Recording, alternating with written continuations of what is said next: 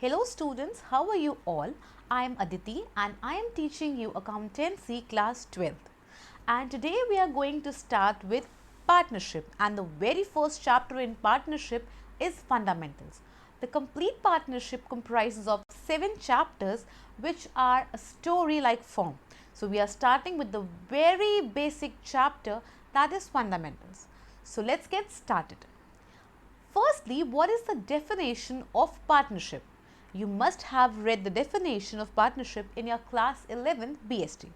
Let's have a small recap of a theory that you have studied in your BST class 11. Now, what is partnership? It is basically association.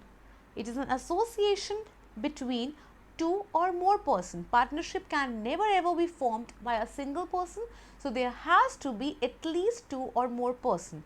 So it is basically an association between two or more persons who have agreed to carry a lawful business. It is very important that we agree and we carry on a lawful business. If we are doing business of an illegal activity, that is not considered a legal partnership. So the very first point, there should be a lawful business. Second comes, there should be profit motive and profit sharing. If two persons are involved in a partnership, they form a partnership, there should be a profit motive in our partnership. It means if I am running a NGO or if I am doing a social service work, that does not amount to partnership. There has to be a profit motive, and since there is profit motive, profit sharing becomes very important among the partners. And last but not the least, the clause of mutual agency. Both the partners or all the partners are principal and agent of each other. They are binded by act of one another. Any decision, any act taken by one comprises binding on all the other partners. For example, there are 3 partners A, B and C. If partner A takes up any decision, it is binding on B and C. Or if B or C takes any decision, it is binding on the partner A. That proves mutual agency. I guess the definition is very much clear. So it is basically association of two or more persons who have agreed to carry a lawful business. The business must have profit motive and the profit must be shared among the partners, and there must be mutual agency. Now moving on further, there are some basic rights of a partner. You might have studied many rights of partner in partnership in class 11 BST, but we are concerning ourselves to only a few rights that are concerning with your current topic. The very first one is, it is right of every partner to have share in the profit. If you are a partner in a partnership form, it is your legal right to get the share of a profit, and no one can deny you from that. Second, since you are a partner, you are owner of the partnership firm, you have right to take decisions about the partnership. So you have right of decision making. You should be consulted for each and every operation that is being carried out in your partnership. Then you also have right to inspect the books of accounts, and you can also keep a copy of the books of account. It is your legal right because you are a partner to the firm and you have contributed a lump sum amount as capital. So it is your right to inspect the books of accounts and moreover to have a copy of books of accounts. And then lastly, a partner has a right to stop admission of a partner. For example, there are 2 partners A and B. B wants his friend C to join the partnership firm. But if A disagrees to the fact, C cannot be admitted to the partnership firm because he has the right to stop admission of a partner. These are the basic rights that are based on common sense, and let me clear you one thing, all the theory that you will be studying in your class 12 accountancy will be maximally common sense based or conceptual based. You don't have to mug up the theory as you did in your class 11th. Now moving further. Next comes partnership deed. Again, all of you must be aware of the word partnership deed. It is basically a written agreement that contains all the terms and conditions about the partnership. The names of the partner, the occupation of partner, the qualification of partner, their duties, their rights, their responsibilities, what share of profits they will be getting, what is the amount of interest and capital they will be getting, if any partner will get any salary or commission, about interest on drawings, what business is to be carried. Every minute detail, every minute term and condition about a partnership is being written and properly formatted in agreement known as partnership deed. So it is basically a written agreement that contains each and every term and condition about a partnership. Now, there are two things, partnership deed and partnership act. We have just read what is partnership deed. And partnership act, it is the bigger term. It basically guides the entire partnership. Now, partnership deed contains each and every detail, terms and condition about partnership, and partnership act is itself the law that guides the entire idea of partnership. Now the question arises, what if the partnership deed does not contain any of the following detail? That is, in absence of partnership deed, following provisions are to be followed. It is very clearly stated in Partnership Act that if nothing is mentioned regarding these 5 things, we have to follow that is written in the Partnership Act. The very first one is share of profit and loss.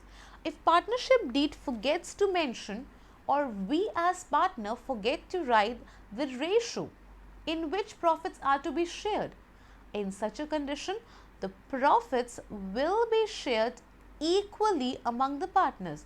And I guess that is very much genuine and logic. If there are 3 partners A, B and C, and if we forget to fix a profit sharing ratio, any profit should be distributed equally among the partners, because all the partners are in an equal partner format. So share of profit and losses will be equal. Thereafter, interest and capital. If the partnership deed does not mention about interest and capital percentage, then no interest and capital will be provided. Similarly, if partnership deed does not specify amount of partner's salary, no salary to any partner will be given. No salary and no commission. Moreover, if nothing is being mentioned about interest on partner's drawing, then no interest on drawing is to be charged. Now, lastly, interest on partner's loan. Interest on partner's loan is a liability and interest on partner's loan is a charge in nature. We cannot escape it and it is mandatory to be paid because it is in a liability nature. So, if partnership deed forgets to mention the percentage on which interest on partner's loan is to be provided for, it will be 6% per annum, and this percentage is fixed by the Partnership Act itself.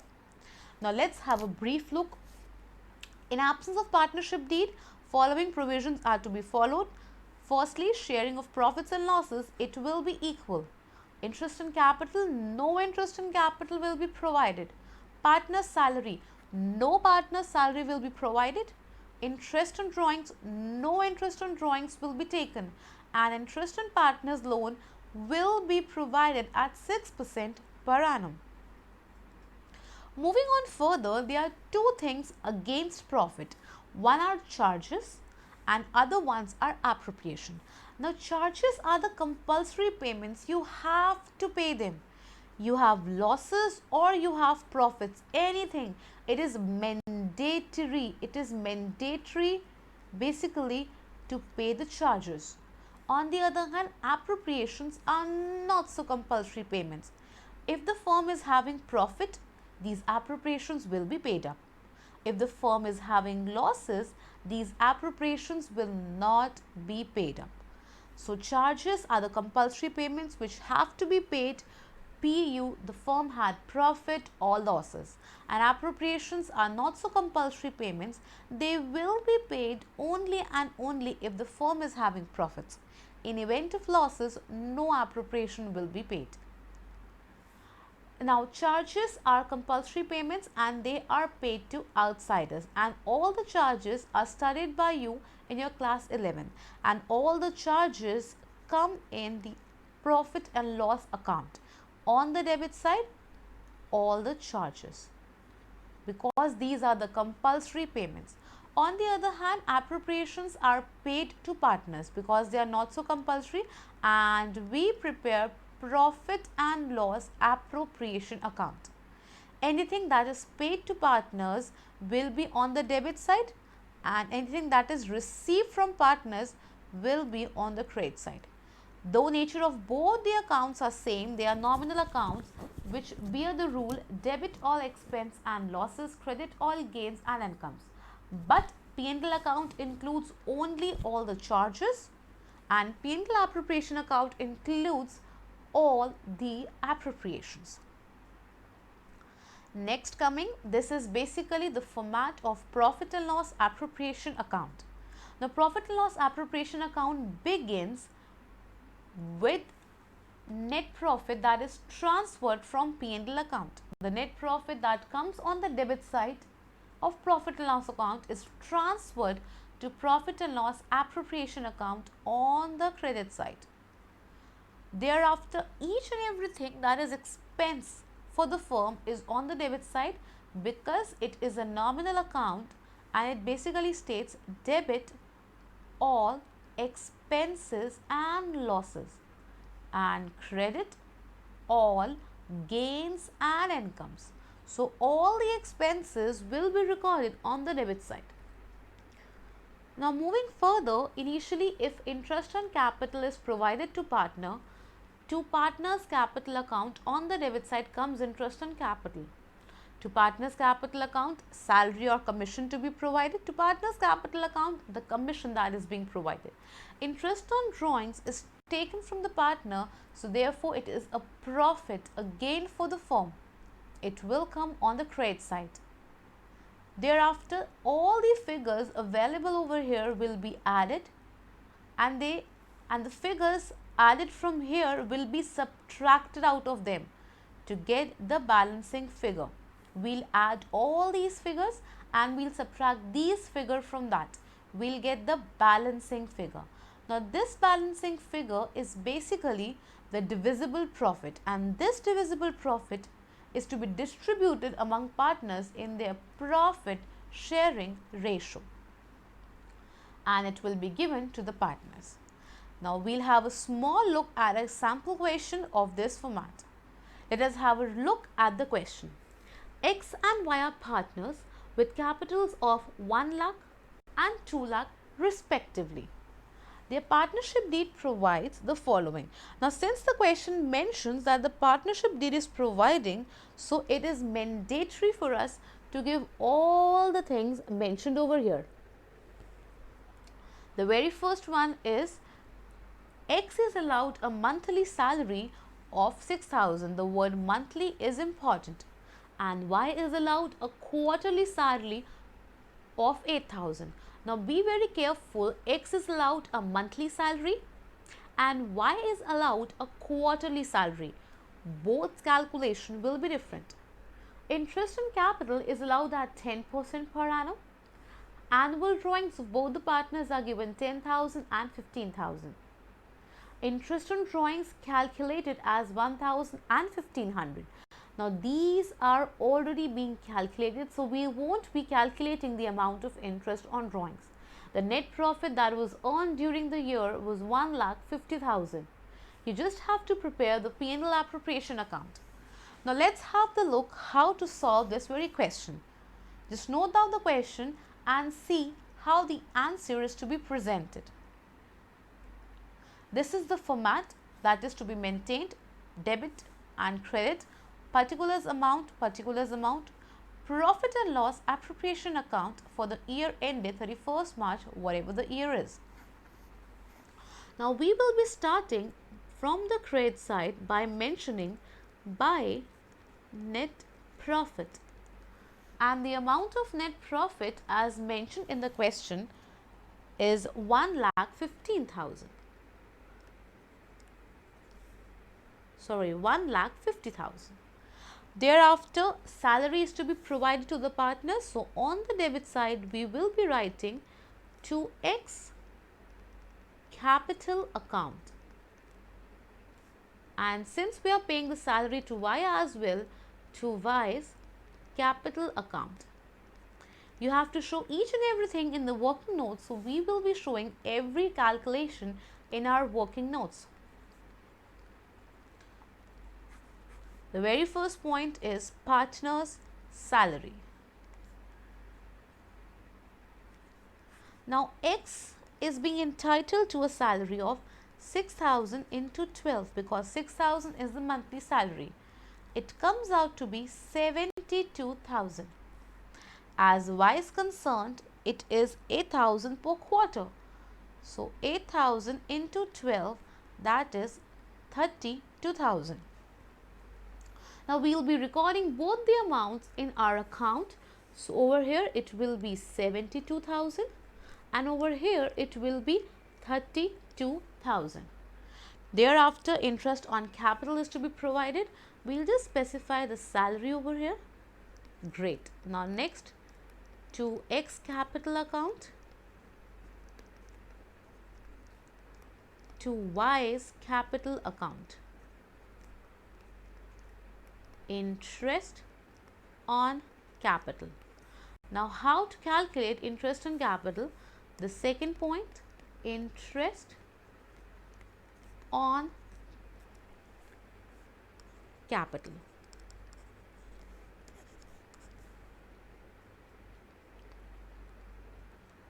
Now, as far as X is concerned, his capital is 1 lakh and the rate is 10%. So, we will be calculating 1 lakh into 10%, that is 10,000.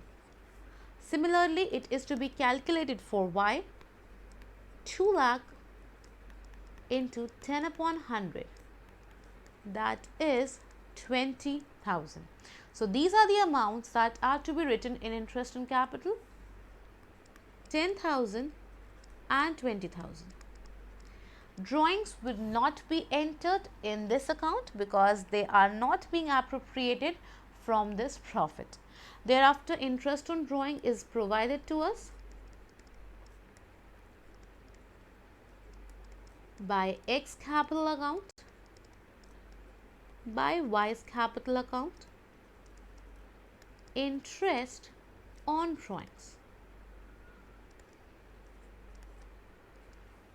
There comes 1,000 and 1,500. Now, thereafter, each and every transaction is being done. Now, we will be closing our account to calculate the divisible profit. Adding up this, it makes out to be 152500, 152500.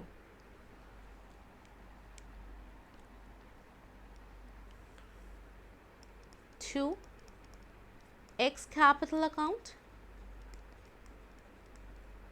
to Y's capital account.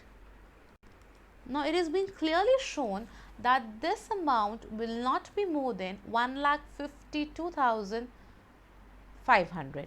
So, we will be mentioning over here 1,52,500.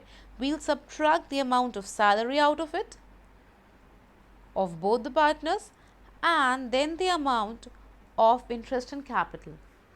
Now, if I have a look at the question, no profit sharing ratio is being mentioned over here. And as we have studied few minutes back, that if the deed forgets to mention the share of profits, it will be equal. So, over here, both the partners will be sharing the profits equally. So, in totality, the amount by subtracting all these from it comes out to be 18,500. And when I distribute the profit equally among the partners, the individual share comes out to be 9,250, 9,250. And this is how your question is to be presented. I hope the class was clear to you. Hope you do the more questions and then see you back in the next lecture when we move further with our next concept. Till then, have a very good day. Take care.